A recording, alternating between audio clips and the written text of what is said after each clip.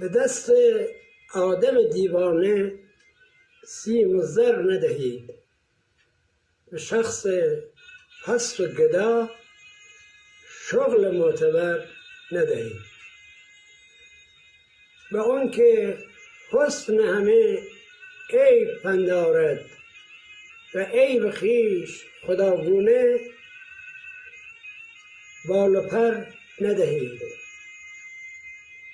به آن که از همه رفتار خویش ممنون است و هست دشمن صاحب نظر ندهید.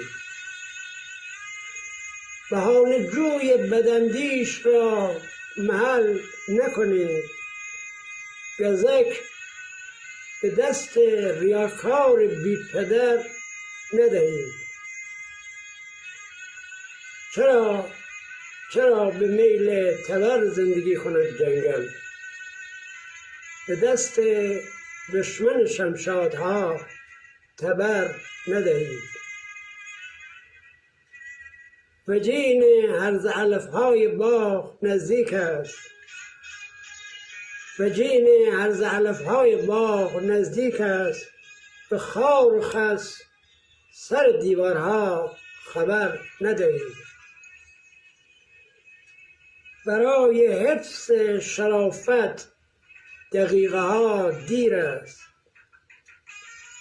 کشیده شد به لجن وقت را هدر ندهید. به گوش خلق جهان این پیام من برسد، به آن که مصلحتی گشت کوره کرد ندهید.